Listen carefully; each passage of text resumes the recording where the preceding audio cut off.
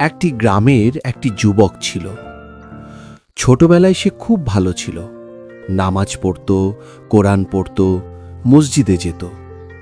কিন্তু বড় হওয়ার পর সে খারাপ বন্ধুদের সাথে চলাফেরা শুরু করল। ধীরে ধীরে সে নামাজ ছেড়ে দিল, গুনাহ করতে শুরু করল। মিথ্যা বলা, খারাপ কাজ করা সব তার অভ্যাস হয়ে গেল। গ্রামের মানুষ তাকে আর ভালো চোখে দেখত না। সবাই বলতো, এই ছেলে আর ভালো হবে না। একদিন হঠাৎ সে খুব অসুস্থ হয়ে পড়ল। ডাক্তার এসে বলল, তার অবস্থা খুব খারাপ, হয়তো বেশি দিন বাঁচবে না। সেদিন রাতে সে একা শুয়েছিল। চারপাশে কেউ নেই, নীরব রাত। হঠাৎ তার ছোটবেলার কথা মনে পড়তে লাগল। মায়ের সাথে নামাজ পড়া, রমজানে রোজা রাখা, মসজিদে যাওয়া, কোরআন তিলাওয়াত, এসব মনে করে সে কাঁদতে শুরু করল। সে হাত তুলে বলল, হে আল্লাহ, আমি অনেক গুনাহ করেছি। আমি খুব খারাপ মানুষ।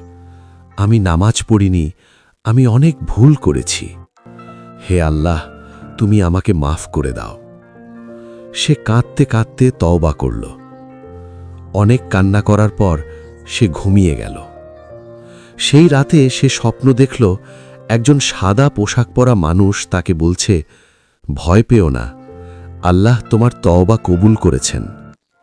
পরদিন সকালে সে এই দুনিয়া ছেড়ে চলে গেল। গ্রামের মানুষ অবাক হয়ে গেল। সবাই ভাবল, সে তো খারাপ মানুষ ছিল। কিন্তু গ্রামের এক আলেম স্বপ্ন দেখলেন, সেই যুবক জান্নাতের বাগানে হাঁটছে। আলেম তাকে জিজ্ঞেস করলেন, তুমি জান্নাতে কিভাবে এলে?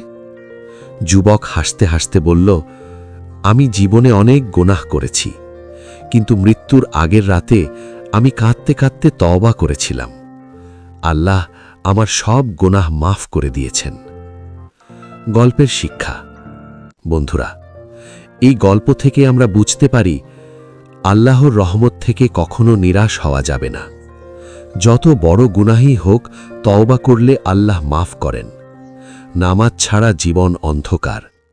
মৃত্যু আসার আগে আমাদের ফিরে আসতে হবে। আজই তওবা করা দরকার। প্রিয় ভাই ও বন্ধুরা, ভিডিওটি যদি আপনাদের ভালো লেগে থাকে তাহলে লাইক দিন, কমেন্ট করে জানাবেন আপনার মতামত, এবং ইসলামিক ভিডিও পেতে আমাদের চ্যানেলটি সাবস্ক্রাইব করে পাশে থাকা বেল আইকনটি অন করে দিন, যাতে নতুন ভিডিও সবার আগে আপনার কাছে পৌঁছে যায়। আল্লাহ হাফেজ।